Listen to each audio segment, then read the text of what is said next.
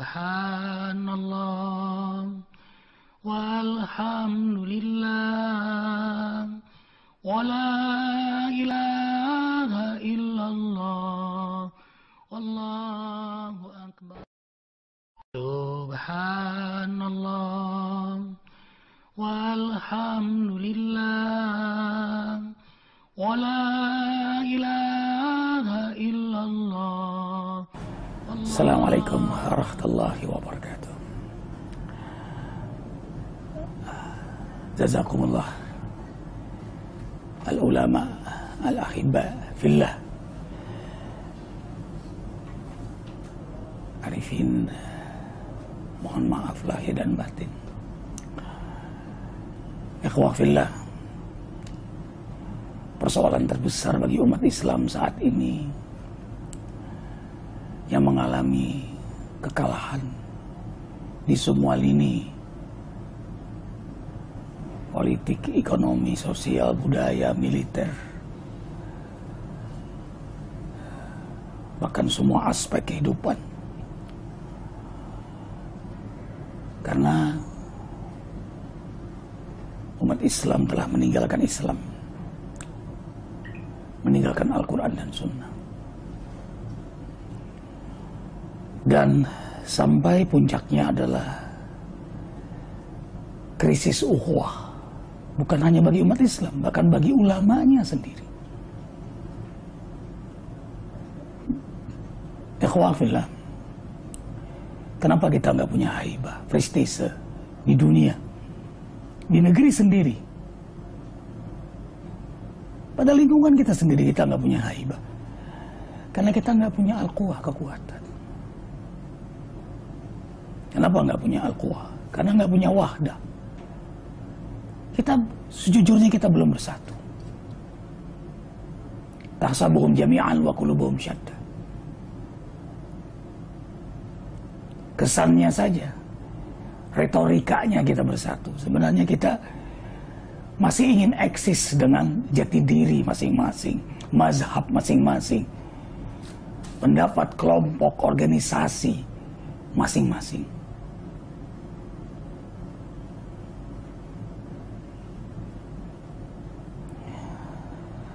Kenapa kita nggak punya wahdah? Ya, karena kita mengalami yang disebut dengan ukhuwah.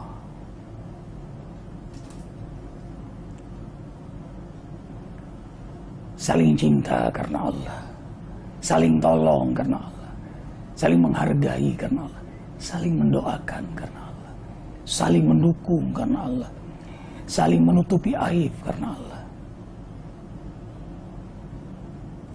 Kadang tidak perlu duduk bersama, tapi hati bersama itu jauh lebih utama. Dan tentu jauh lebih afdal duduk bersama dan hati kita bersama. Seperti sholat berjamaah.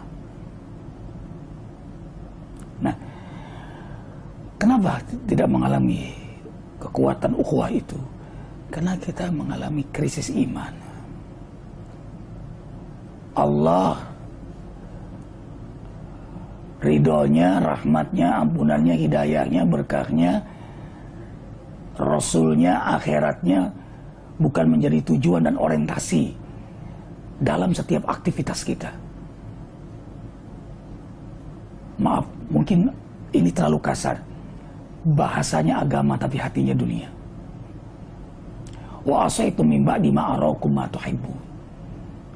Kelumpuhan terjadi bagi umat Islam dan terutama para juru dakwah adalah karena mereka lebih melihat ghanimah ketimbang ketaatan kepada Allah dan Rasulnya.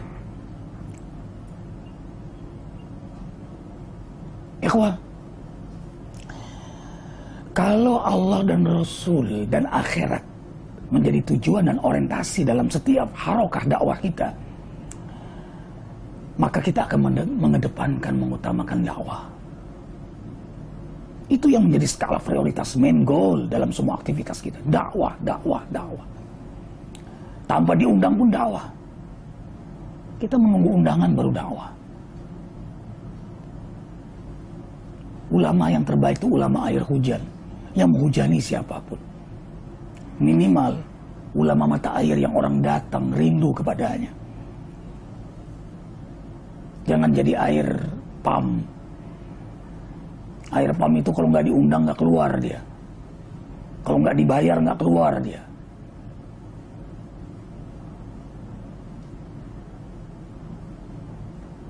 Nggak siqah dalam dakwah. Memilah-milih dalam dakwah. Akhirnya retorika saja. Intinya dia mencari duit. Ini ngamen, ikhwah.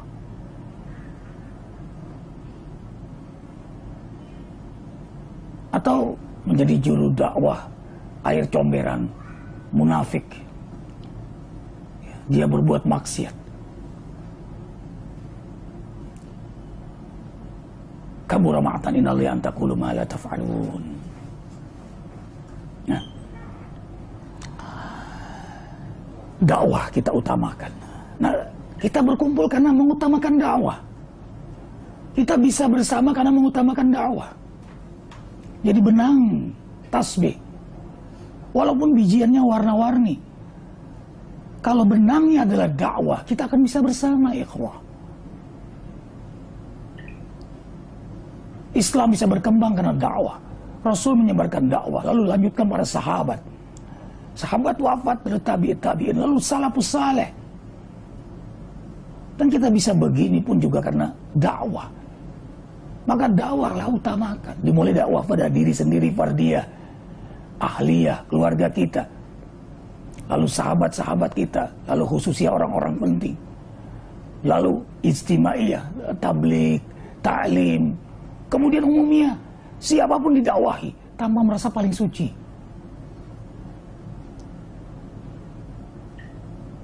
Kemudian kalau dakwah yang menjadi prioritas, maka yang kedua adalah ukhuwah. Nah, buahnya dari orientasi dakwah itu ukhuwah. Banyak kita berbeda paham dengan kawan-kawan yang misalnya arifin. Ada yang bedakan zikir, arifin sayang pada kawan-kawan yang bedakan zikir. Nggak ada masalah. Nggak penting perbedaan itu, yang penting ukhuwahnya. Yang penting dakwahnya. Hanya karena perbedaan kunut. Nggak penting perbedaan itu. Yang penting dakwahnya, ukhuwahnya. Nggak penting zikir berjamaah itu. Yang penting umat itu bertaubat dan sebagainya. Itu yang penting. Jadi hal-hal yang kecil yang masih persoalan furu'iyah bukan asliyah. Kecuali yang sudah difatwakan jelas, bayan, clear oleh Majelis Ulama Indonesia. Ada yang kita bersama, ada yang kita tidak bisa bersama. Nah, kemudian yang ketiga, kalau sudah dakwah yang menjadi prioritas, maka ukhuwah. Kalau iyyaka na'budu wa iyyaka nasta'in. Kalau Allah menjadi tujuan kita, na'budu. Kami beribadah bersama. Kami mohon pertolongan kepada Allah. Kami, bukan aku. Kami. Aku, kamu lebur menjadi kami. Soffan ka'anna bunyanu marsus. Nah, kemudian yang ketiga, maslahah. Kalau sudah ukhuwah, maka kemaslahan jadi yang dikedepankan. Masalahnya apa?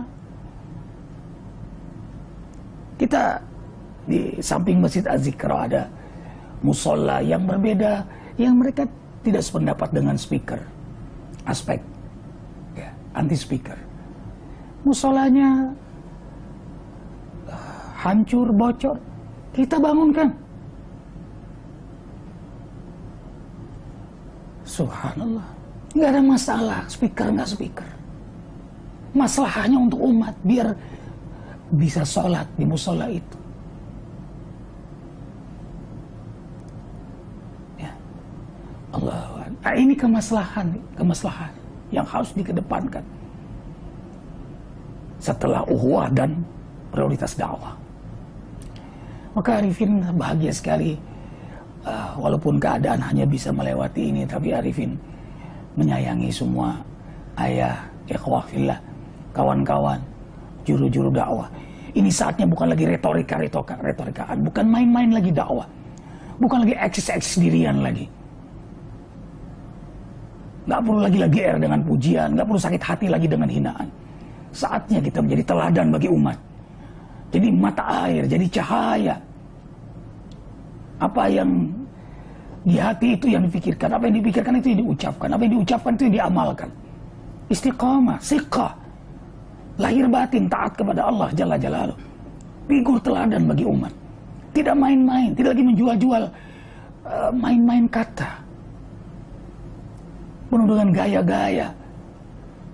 Nggak perlu takut lagi dengan caci makian, hinaan, gosip. Dakwah liyuhiqal haqqa wa yubital batila walau karihal mujrimun. Keniscayaan akan dicaci maki oleh orang mujrimun itu. Fitnah itu memang menyakitkan, kotoran.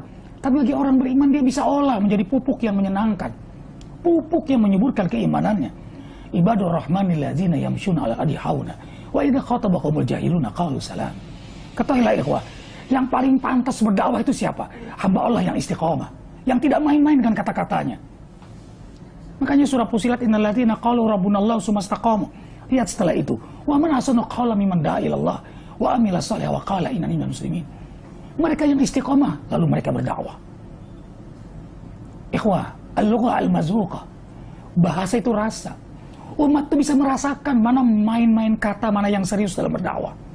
Mana yang istiqamah, mana yang dalam setiap kata-katanya benar-benar tulus mencintai umat. Maaf ikhwah kalau ingin menyampaikan ini. Inilah keadaan sekarang. Mudah-mudahan arifin dan semua ikhwah Allah bersamakan dalam ridhonya, dalam rahmatnya, dalam ampunnya, dalam hidayahnya, dalam berkahnya, dalam harakah dakwahnya. Kita bersama. Walaupun tidak harus duduk, kita bersama. Satu saat kita duduk bersama, lalu kita bersama-sama. Puncak perjuangan kita adalah tegaknya syariat Allah di negeri yang kita cintai ini. Dan tegaknya khilafah Islamiyah. Subhanakallah bihamdika asyhadu an la ilaha illa anta astaghfiruka wa atubu ilaik. Banyak salah arifin. Uhibbukum fillah. Assalamualaikum warahmatullahi wabarakatuh. Give thanks to Allah for the moon and the stars. Praise Him all day for what is and what was. Take hold of your iman, don't give in to shaitan. Oh, you who believe, please give thanks to Allah. Allahu Ghafoor, Allahu Rahim, Allahu yuhibbul muhsinin.